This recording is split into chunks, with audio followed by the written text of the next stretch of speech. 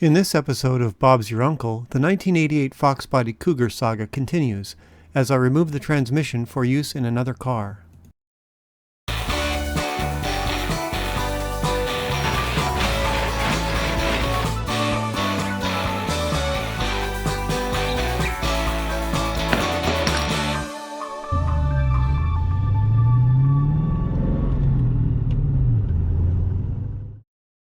Hello friends, I bought this 1988 Mercury Cougar which sat in a field for 22 years and revived it. I had to turn it into a parts car because of body damage and neglect. I knew it had the venerable Ford AOD transmission, and at the very least I was going to use the transmission to add overdrive capability to my 1970 Cougar.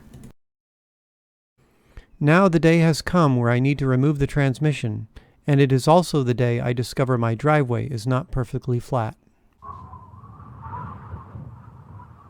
Danger!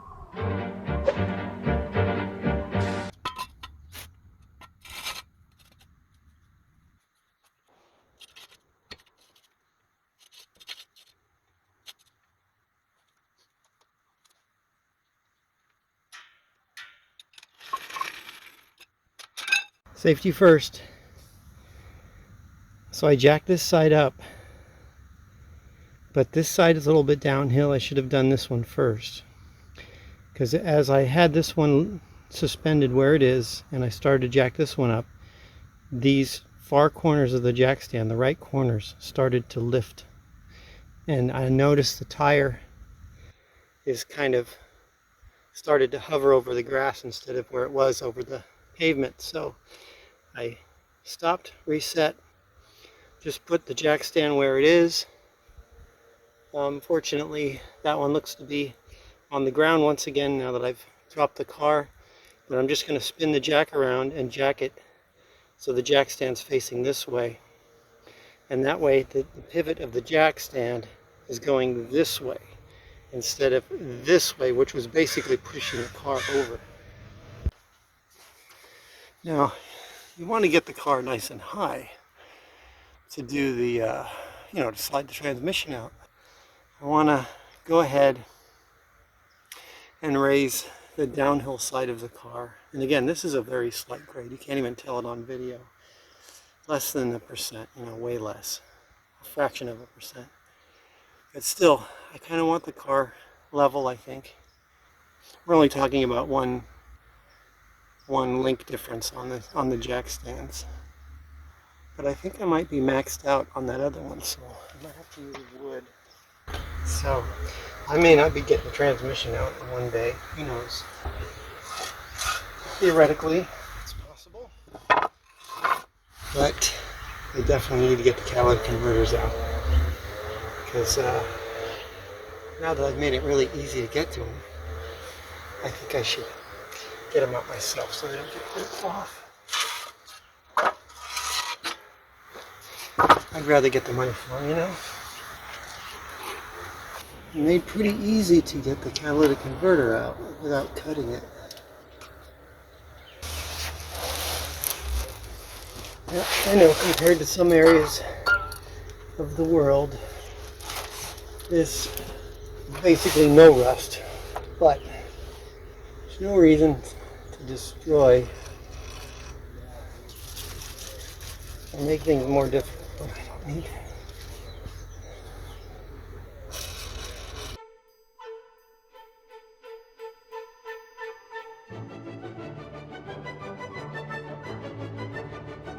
There are 3 catalytic converters on this car, this one at the rear, and ahead of that, 2 more incorporated into a Y-pipe directly bolted to the manifolds.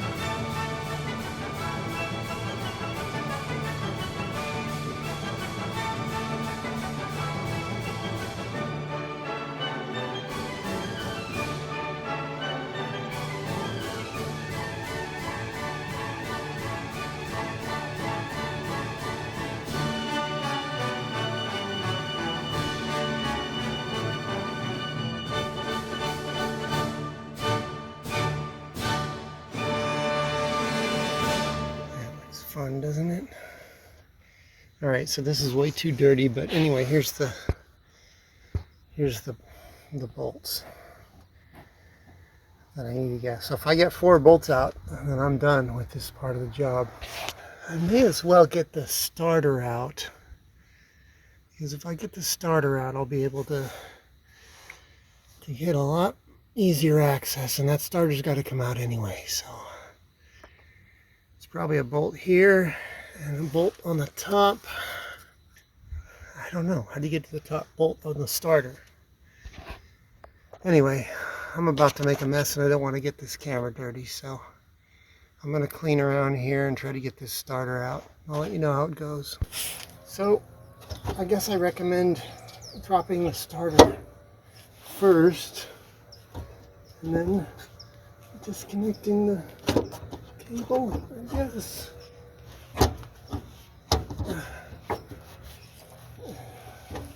Will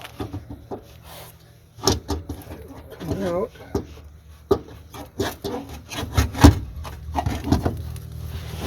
Yeah, that's doable.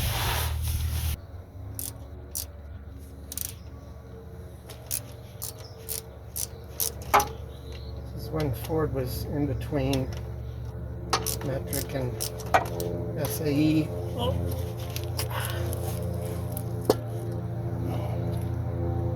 So yeah, now I can get to them.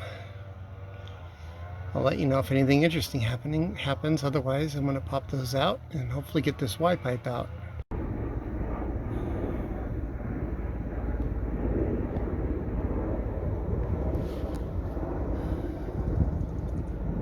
Ospreys. Okay, well, yeah, that was fun. And this came right out, but fortunately it's just on either side of the flange, and it dropped down too, so it came out of its home there, because those are actual studs. Yeah, definitely had to bring out the big guns. Breaker bar, and then impact. Breaker bar to break it loose. Plus, I used heat on this side because this one wasn't coming off very well. Oh, and the freaking transmission linkages were in the way. I had to sort of deinstall them. They're just hanging here. I'm sure that if it was a console shift, it would have been easier, but this is a column shift. All right, so I got this Y pipe disconnected. I just need to lop off the air injection. There's no way that's coming off of there. I know that much. The way that clamp is, you know, it basically bent the metal. The inner collar, the inner bung collar, whatever, and the outer collar are now the same shape, and there's no way that's coming off by itself. So we're definitely going to cut that off with a cutoff wheel, and then this thing will be free. Pretty sure that's the only thing holding it in. And there she is. I'm liking what I'm seeing here. We're free and clear. I think the next step is probably to drain it. I'll get a good picture of how this is. Okay, so we got the linkage, the shifter. This is Prindle, whatever. And I think in the interest of making things a little easier on myself, I'm going to go ahead and I can just pop this cable off, but is that attached to the motor, or yeah, I'm going to try to get this cable off, and then I can take this linkage thing with the tranny when it comes out. Okay, so 8mm bolt. It's actually a screw, like a self-tapper. And that bracket came off, and I was able to move it off to the side, so I might have had to do that anyway to get to that. Yeah, that's a bell housing bolt right there. So now it's time for the inspection cover.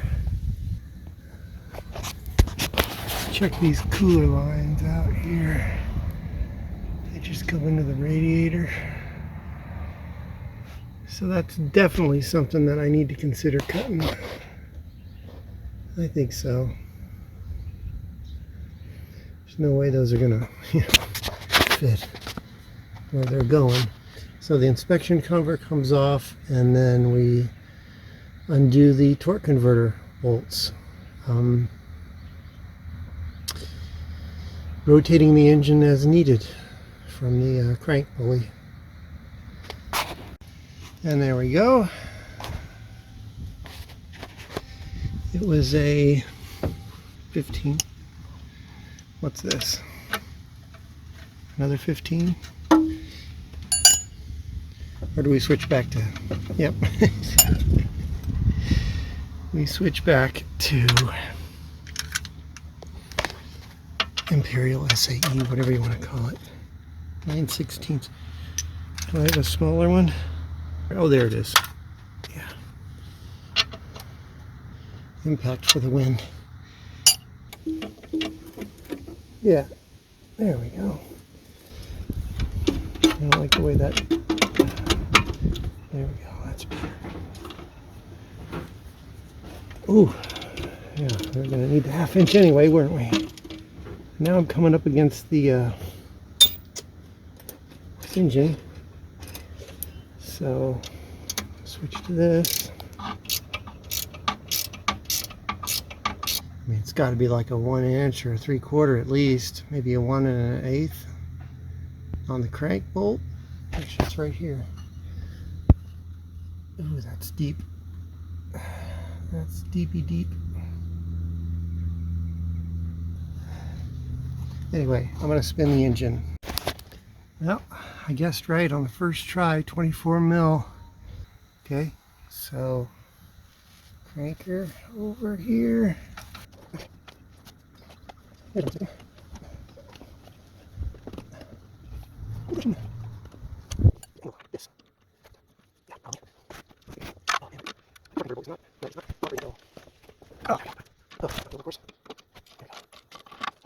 Yeah, I'm doing this. You put your remote backwards. Not backing the engine backwards. Bring the nut. See, bring the nut all the way over. Yeah, it's really down there.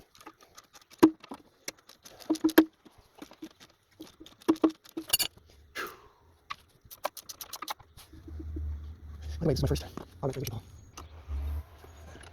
I don't know if I can do it.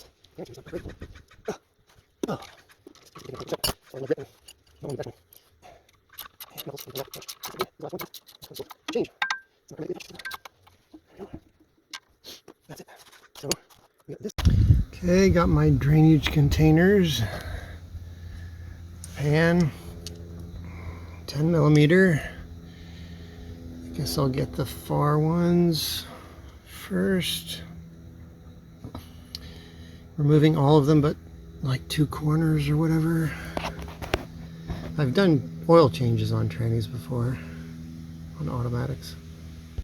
I was trying to get it to leak out the back, but just decided it would come out the front first. So the fluid smells a little burnt. So who knows, that could have been my little test drive, and the fluid is, you know, 22 years old, so it ain't good anymore. They didn't drive it very far, so hopefully I didn't ruin the transmission. Hopefully when I stick it in the other car and fill it back up, it's just gonna work for us, isn't it? Yeah, that's the ticket. Yeah, that's a ticket.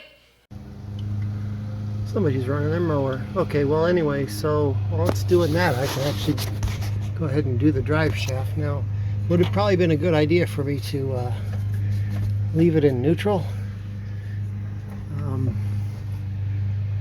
Yeah, I'm gonna need to put it in neutral. Well, I guess I can get 3 of the bolts out and then I'll move it.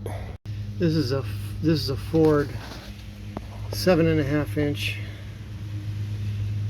but I think it's always, these heads are, this factory heads anyway, are 1/2 inch, 12 point, and I'm glad I have this swivel because this is like the perfect tool to get around the U-joint. You could also use a 1/2 inch 12-point wrench. So my concern is that I didn't get the car high enough, because when those jacks will go up a lot. Those jack stands will go up a lot higher, and I think I have to do that. Because with it on the transmission jack, I mean, the transmission jack adds like 4 inches to the damn thing. Huh. Yeah, I wish. More like 8 inches. Okay. Well, I mean, I do have to move the darn thing. Putting it on a furniture cart, which is what I usually do. So getting it off the transmission jack onto the furniture cart, that's the trick. Let me figure something out.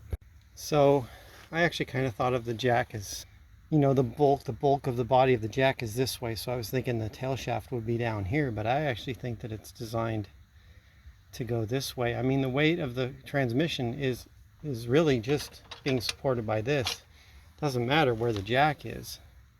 So I think this is the way it goes, especially considering that you can move it a lot more this way than the other way. You can only move it a limited amount. So I don't think that's designed for that. And of course, the bell housing would go through right here, obviously. But we're definitely not going to make it. Well, I didn't get quite lucky on the drive shaft, but it's still not a big deal. That little cross member thingy, I could probably just lower one side of it down, because I'm close to getting it out. You know, it's almost there. It's almost there. So I'm just going to pop off one side, loosen the other, and then pop off this side, lower the exhaust and the drive shaft down, and then I should be able to slide the drive shaft out. Of course, you got to be careful, because when you slide that drive shaft out, it is going to leak. So I have that now, but as long as I'm going to go get reposition myself, I might as well just go get my bucket and put it under there. So I got the 2 lower bolts on this side to do, which are easy to get to. But then I've got these 2 top bolts also, and those are the remaining bolts in the bell housing. I already got the 2 lower ones on that side. When I say lower, it's the bolts that hold it to the engine start at like the halfway point of the bell housing and go up from there. So there's 6 bolts. All right, so I got the kick down cable unattached from the top.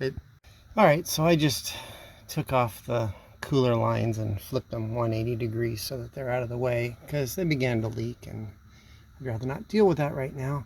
All right, so the upper bell housing bolt, not this one, but the one above it that you probably can't see, is holding the dipstick tube in. So if I get that out, I should be able to get the dipstick and its tube out, and then I'll be able to reach the remaining bolts.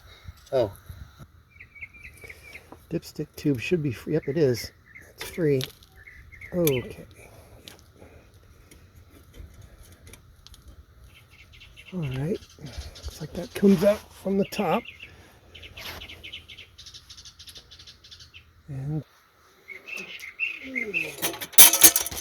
or it comes out from the bottom. It could also be that one too. I have an undersized grommet in here. Just gonna shove it in there. That'll be okay, I think. I hope, I guess, maybe, sort of. So now, supposedly, I can reach the top bolt, which I can.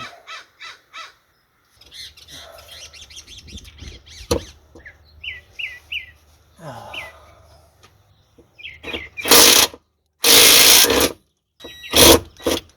think I got it.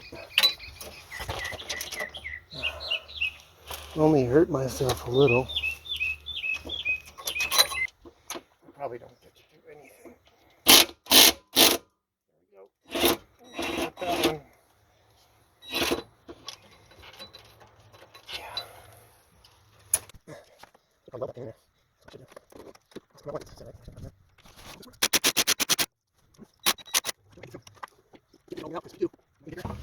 are you supposed to just line these up on an oil pan? Is that what you're supposed to do? Yeah, I guess so. I guess so. It's kind of goofy. You'd think you'd want to be able to tighten from this side, you know?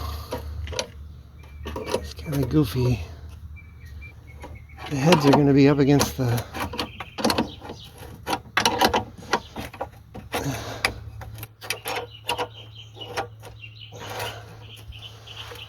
That just seems stupid to me. This is the way Mike gave it to me. I assume it's the way he was using it, but why the hell wouldn't you do it this way, you know? I guess I'm gonna get, oh jeez. Problem now is the threads. So now I understand. He'd rather have the head of the bolt against the pan than the threaded side. Yeah, this is just kind of stupid, isn't it? Alright, so I made a few spacers so that the bolts don't go into the pan. So we're strapped in. We should be good to go. We can remove the cross member and lower this baby down. It's 9/16. 9/16.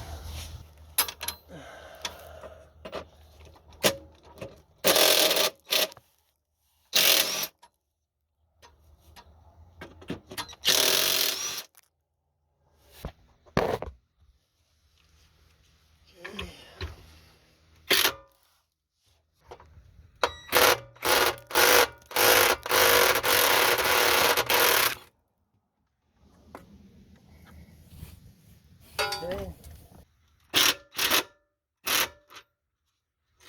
That's it. It's loose. So right now we're not even on the cross member anymore. So come on down. There it is. Looks like we gotta put the cross member all the way out, otherwise it's gonna be in the way. It seems like the tranny is stuck to the car like I missed a bolt or something. Okay, I'm going to take that last cross member bolt out of there and remove the cross member and then check around and see if I'm missing something. I want to maybe explain to me what's left here. Should be loose. Probably just stuck together. I just don't know. Oh! There we go.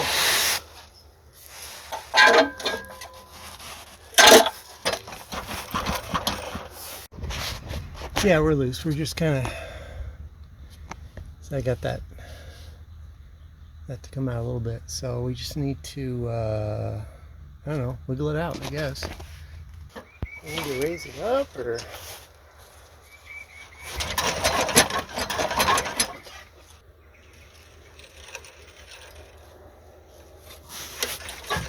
There we go.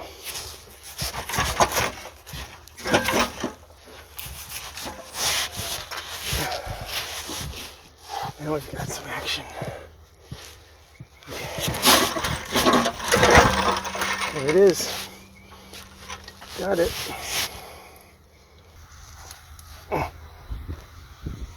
Down we go. Nice and easy.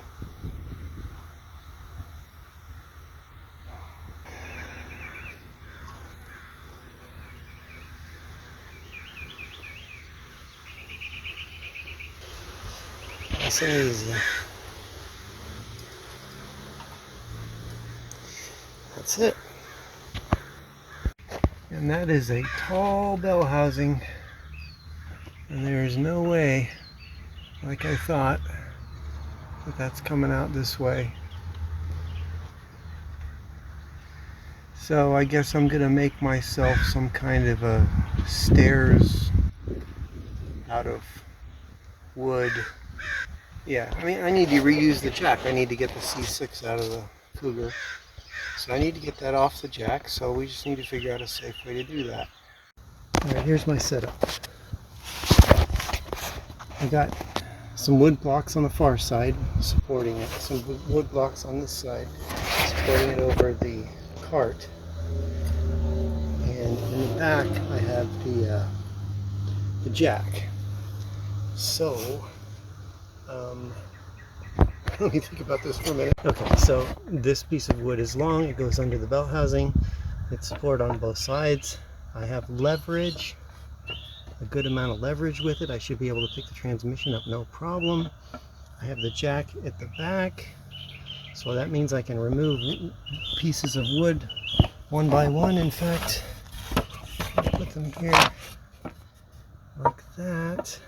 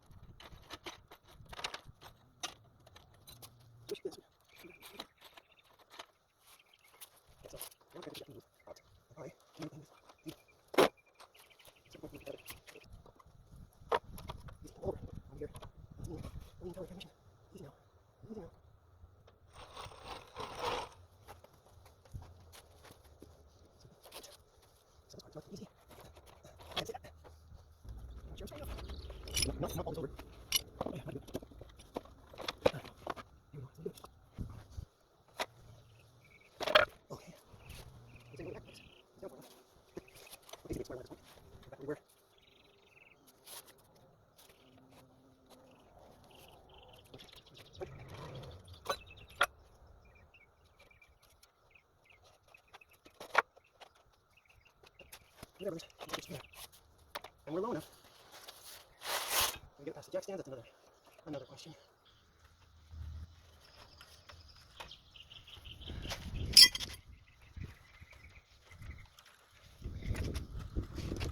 Okay, folks, that's it.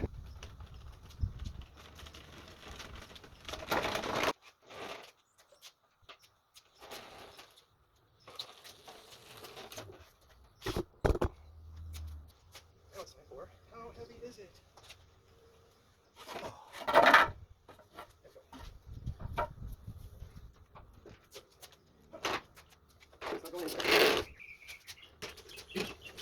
Well, another job done, friends. Here you can see it next to the car it's going into, my 1970 Cougar. Thanks for joining me for this one. I hope you were either entertained or educated, or both. I know I was.